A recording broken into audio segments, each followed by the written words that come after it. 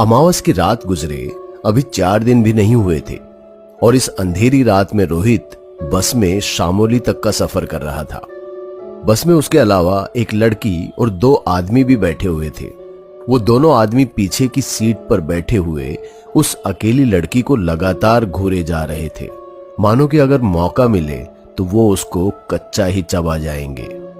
रोहित ये सारी चीजें देखता है और उसे ये सब देखकर बिल्कुल भी अच्छा नहीं लगता, लेकिन दूसरी तरफ उसे किसी भी तरह जल्दी से शामोली पहुंचना था।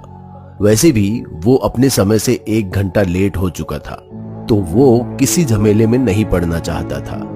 इसलिए रोहित उन लोगों पर ज्यादा ध्यान नहीं देता। वो ये सोचता है कि अगर उस लड़की को कुछ परेशानी हुई तो बस में कंडक्टर और ड्राइवर तो है ही, पर शायद उस लड़की को बस के ड्राइवर और कंडक्टर पर भी भरोसा नहीं था। वो उन दोनों आदमियों के घूरने से काफी असहज महसूस कर रही थी।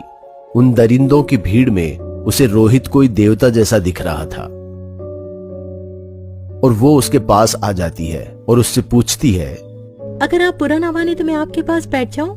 यहाँ रोहित एक पल के लिए उस लड़की को देखता है और फिर कहता है, वैसे तो इस पूरी बस में बहुत सी जगह खाली है, लेकिन अगर आप यहाँ बैठना चाहती हैं तो मुझे कोई ऐतराज नहीं। लड़की रोहित के रूखे जवाब के बाद भी वहां बैठ जाती है। शायद उसे उन दोनों आदमियों के घूरने से ज्यादा रोहित का रूखा जवाब ही अच्छा लगता है। लड़की के बैठने के बाद भी रोहित उस पर ज्यादा ध्यान नहीं देता। वो बार बार अपनी घड़ी देखता रहता है और 1-2 बार कंडक्टर से पूछता भी है कि हम शामोली कब तक पहुंचेंगे। रोहित के बार बार पूछने पर कंडक्टर चिढ़ जाता है और कहता है, ओ भाई साहब, इतनी जल्दी थी तो हवाई जहाज से जाना था ना, बस में क्यों चढ़ गए? शामोली आ जाएगी अपने समय पर, शांति से बैठो।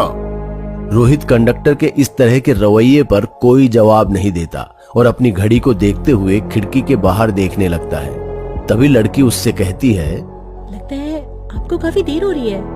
रोहित उस लड़की के सवाल का कोई जवाब नहीं देता। लड़की भी चुपचाप अपनी सीट पर बैठी रहती है।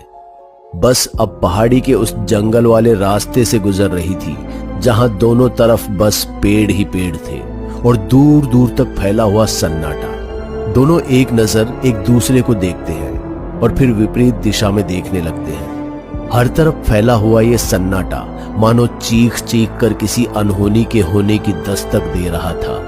तभी लगभग 10 मिनट की ड्राइव के बाद कंडक्टर कहता है, लो भैया, आ गया आपका शामोली। कंडक्टर की बात सुनते ही रोहित बस से नीचे उतर जाता है। उसके पीछे वो लड़की भी